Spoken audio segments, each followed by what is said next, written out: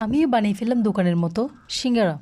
দেখতেই পাচ্ছ এখানে প্রথমে 1 কাপ ময়দা, 1 চামচ কালো জিরা, 1 চামচ লবণ, 1 চামচ সয়াবিন তেল দিয়ে ডোটা মাখিয়ে নিব এরকম দলা পেকে আসা পর্যন্ত।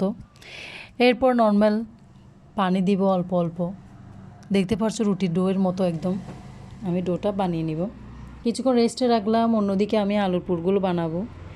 এখানে তেল গরম হওয়ার পর আমি পেঁয়াজ কুচি, কাঁচামরিচ কুচি, টমেটো কুচি নরম হওয়া পর্যন্ত কিছুক্ষণ ভেজে নিব। এরপর সব মশলা আমি দিয়ে দিব। প্রথমে লবণ, হলুদের গুঁড়া, মরিচের গুঁড়া, ধনিয়ার গুঁড়া সামান্য পানি সহ দিয়ে মশলাগুলো কষিয়ে নেব। এরপর আলুগুলো দিয়ে দিলাম।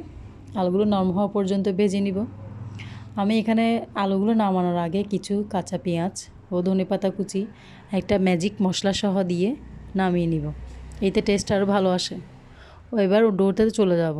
দেখতে পাচ্ছ আমি সবগুলো এরকম সাইজ করে কেটে নিলাম সিঙ্গারার জন্য। এগুলো সব এবার একটা একটা করে বেলে নিতে হবে গোল করে। আমার অবশ্য গোল হচ্ছে না, আমি বাঁকা তারাতেই বানিয়ে ফেললাম। কি করব, আমি গোল করে বেলতে জানি না। তোমরা চাইলে গোল করে বেলে কেটে নিতে পারো। এরপর আলুর পুরগুলো দিয়ে দিব। যে কোনো শেপেরই হতে পারে, সমস্যা নাই, খেতে টেস্ট হলেই হলো। এরপর তেল গরম হওয়ার পর সিঙ্গারাগুলো আমি লাল করে ভেজে নিব। ব্যাস তৈরি হয়ে গেল তো 1 মিনিট 35 সেকেন্ডের সিঙ্গারা। একদম সহজ। আমি কিন্তু প্রথম ট্রাই করলাম, তোমরাও চাইলে করতে পারো।